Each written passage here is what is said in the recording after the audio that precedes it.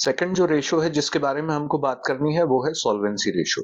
तो solvency ratio क्या होता है? सॉल्वेंसी रेशो एक ऐसा रेशो होता है जो ये बताता है कि कोई भी बिजनेस एंटरप्राइज अपने लॉन्ग टर्म के जो लायबिलिटीज हैं उनको कितनी आसानी से चुका सकता है, यानी लंबे समय में जो कर्जे चुकाने हैं उनको कितने अच्छे से चुका सकता है। इसका जो फॉर्मूला होता है, इसमें चार बेसिकली तरीके हैं निकालने के। पहला जो है वो है debt to equity ratio. Debt to equity ratio का जो फॉर्मूला है वो उसके नाम में ही छुपा हुआ है, जो कि है डेट अपॉन इक्विटी। अब डेट मतलब बेसिकली यहाँ पे क्या है, long term dates. Long term dates किसको कहते हैं? लॉन्ग टर्म डेट्स यानी लॉन्ग टर्म बोरोइंग्स, इसके अलावा लॉन्ग टर्म प्रोविजंस, इन दोनों को जोड़ दो तो लॉन्ग टर्म डेट्स बनते हैं। और अपॉन में इक्विटी होना चाहिए, तो इक्विटी का मतलब होता है मालिकों का पैसा। तो अगर हम कंपनी के केस में बात करें तो मालिकों का जो पैसा होता है वो होता है share holders fund. Share holders fund तीन चीजों को मिला के बनता है और वो तीन चीजें होती है शेयर कैपिटल। इसके अलावा शेयर कैपिटल में दोनों हो सकती हैं, आपकी इक्विटी शेयर कैपिटल भी हो सकती है, प्रेफरेंस शेयर कैपिटल भी हो सकती है। इसके अलावा अगर कंपनी की कोई रिजर्व्स हैं तो रिजर्व्स, और उसके अलावा कोई सरप्लस है तो यानी कोई पुराने प्रॉफिट्स रखे हुए हैं पिछले सालों के, तो वो भी इसमें जोड़ दिए जाते हैं। तो ये होता है शेयर होल्डर्स फंड। तो यहाँ पर लॉन्ग टर्म डेट्स और अपॉन में शेयर होल्डर्स फंड, ये इसका फॉर्मूला है डेट टू इक्विटी। सबसे आसान है इसको याद रखना, नाम में ही छुपा हुआ है फॉर्मूला, डेट अपॉन इक्विटी। अच्छा, शेयर होल्डर्स फंड निकालने के दो तीन तरीके बताएं। या शेयर कैपिटल ले लीजिए, इसमें रिजर्व एंड सरप्लस प्लस कर लीजिए, इसमें से माइनस कर दीजिए फिक्टिशियस एसेट्स को। फिक्टिशियस एसेट्स आपको पता है बेसिकली वो एसेट्स नहीं होते हैं, वो एक्सपेंस होते हैं, तो उससे हमको कुछ भी पैसा नहीं मिलने वाला होता है, तो इसलिए उसको माइनस कर दिया जाएगा। तो शेयर होल्डर फंड का एक फॉर्मूला तो ये हो गया। दूसरा है capital employed minus long term dates. Capital employed जो होती है वो share holders fund plus long term जो डेट्स होती है वो होती है। तो अगर आपको कैपिटल शेयर होल्डर्स फंड निकालना है तो कैपिटल एम्प्लॉयड में से माइनस कर दीजिए लॉन्ग टर्म डेट्स को, ये आ जाएगा। इसके बाद है शेयर कैपिटल। शेयर कैपिटल क्या होता है भाई? Equity share capital plus preference share capital को मिला के कंपनी की शेयर कैपिटल कहा जाता है। शेयर होल्डर्स फंड निकालने का एक तरीका और भी है। इसके लिए आप क्या कीजिए, सारी जितनी लाइबिलिटी आई एम सॉरी जितनी असेट्स हैं उनको प्लस कर लीजिए। याद रखिएगा असेट्स में से उनमें अगर कोई भी डेप्रिसिएशन है तो उसको माइनस कर दीजिएगा। डेप्रिसिएशन हो, अमोर्टाइजेशन हो, जो भी माइनस कर दीजिए, तो इसको कहते हैं नेट फिक्स एसेट। इसमें आप प्लस कर लीजिए अगर कोई लॉन्ग टर्म के लिए आपने इन्वेस्टमेंट किए हुए हैं या फिर आपने लॉन्ग टर्म के लिए किसी को लोन दिया हुआ है, तो ये दोनों चीजें प्लस हो जाएंगी। इसके अलावा आपकी करंट असेट्स प्लस हो जाएंगी और इसमें से माइनस करना है करंट लायबिलिटी को और लॉन्ग टर्म डेट्स को। तो ये है तरीका शेयर होल्डर्स फंड निकालने का। एक तरीका और भी है, आप टोटल असेट्स निकालिए और टोटल असेट्स में से टोटल डेट्स को माइनस कर दीजिए। टोटल असेट्स यानी असेट साइड का पूरा टोटल, और टोटल डेट्स यानी कि आपकी जो नॉन करंट लायबिलिटी है प्लस करंट लायबिलिटी, इसको मिला के टोटल डेट्स कहते हैं। तो ये तरीका है डेट टू इक्विटी रेशियो निकालने का। फिर इसके बाद है total assets to debt ratio. Total assets to debt ratio जैसा फॉर्मूले से नाम से ही पता चल रहा है, इसका फॉर्मूला क्या होगा, टोटल एसेट्स अपॉन में डेट। टोटल एसेट्स अपॉन में long term dates. Total assets यानी एसेट साइड का जितना भी टोटल है उसको टोटल एसेट कह देंगे। लॉन्ग टर्म डेट्स किसको कहते हैं? तो भाई लॉन्ग टर्म डेट्स मतलब कि लॉन्ग टर्म बोरोइंग्स और लॉन्ग टर्म प्रोविजंस, इन दोनों को मिला के लॉन्ग टर्म डेट कहा जाता है। अगला जो हमारा सॉल्वेंसी रेशियो है वो है proprietary ratio. Proprietary ratio basically proprietor का मतलब मालिक होता है, तो प्रोप्राइटर्स फंड या फिर शेयर होल्डर्स फंड अपॉन में टोटल असेट, ये इसका फॉर्मूला है। इसको 100 से मल्टीप्लाई करके परसेंटेज में निकाला जाता है। शेयर होल्डर्स फंड निकालने के अभी बहुत सारे तरीके हमने सीखे हैं, मैं अभी आपको उसको याद करने का एक बहुत अच्छा तरीका और बताने वाला हूँ, उससे शायद आपको आसानी से याद हो जाएगा। शेयर होल्डर्स फंड अपॉन में है टोटल असेट्स। तो टोटल असेट्स मतलब असेट साइड का टोटल, सारे नॉन करंट असेट और करंट असेट।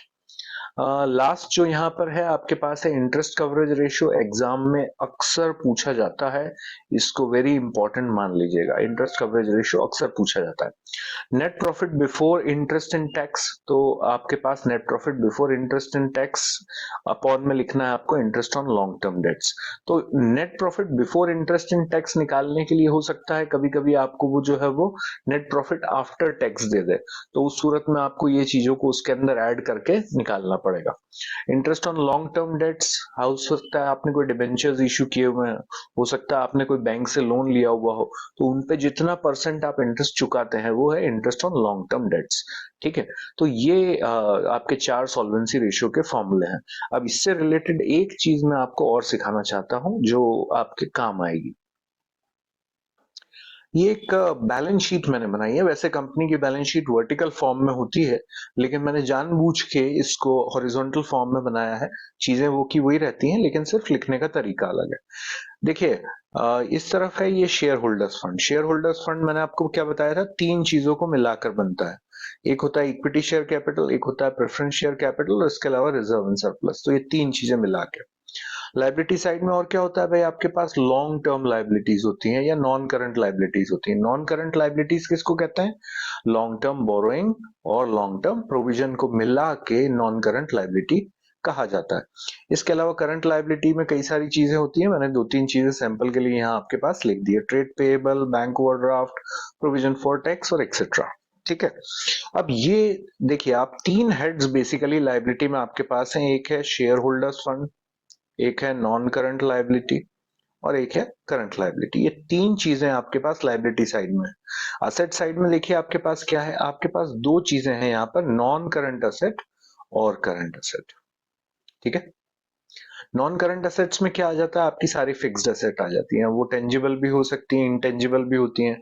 अब आप टेंजिबल असेट्स हो या इंटेंजिबल, उसमें से डेप्रिसिएशन या अमोर्टाइजेशन जो भी होगा वो माइनस कर दीजिएगा, क्योंकि नेट फिक्स्ड असेट की वैल्यू की जरूरत होती है। दूसरा, नॉन करंट असेट्स में आपके पास आते हैं लॉन्ग टर्म इन्वेस्टमेंट्स, ऐसा पैसा जो लॉन्ग टर्म के लिए आपने कहीं इन्वेस्ट किया है। इसके अलावा long term loans and advances, हो सकता है आपने किसी को लोन दिया हुआ हो, तो उसको long term loans and advance कहते हैं। करंट असेट्स में कई सारी चीजें हैं, ट्रेड रिसीवेबल है, कैश बैंक है, करंट इन्वेस्टमेंट, आपका स्टॉक या इन्वेंट्री हो सकता है, फिर प्रीपेड एक्सपेंस है और डेटर्स वगैरह। तो इस तरीके से कई सारे करंट असेट्स हैं। अब बहुत सारी टर्म्स अभी अभी आपने वहां सुनी थी, एक बार में जल्दी से आपको बता देता हूं। कैपिटल एम्प्लॉयड, कैपिटल एम्प्लॉयड किसको कहते हैं, तो कैपिटल एम्प्लॉयड, कैपिटल एम्प्लॉयड होता है share holders fund plus non current liabilities. Capital employed किसको कहते हैं, शेयर होल्डर्स फंड को और नॉन करंट लाइबिलिटीज को। अच्छा, यहाँ पे जो बार बार डेट वर्ड आपके पास आ रहा है, तो डेट किसको कहते हैं, यहाँ पे डेट होता है long term borrowings plus long term provisions, इन दोनों को मिला के डेट कहा जाता है। टोटल डेट किसको कहते हैं, टोटल डेट, तो टोटल डेट का मतलब होता है non current liability plus current liability, इन दोनों को मिला लीजिए, ये दोनों आइटम, यानी इसके अंदर लॉन्ग टर्म बोरोइंग भी आ जाएगी, लॉन्ग टर्म प्रोविजन भी आ जाएंगे और करंट लाइबिलिटी के सारे आइटम, इसको मिला के कहते हैं टोटल डेट।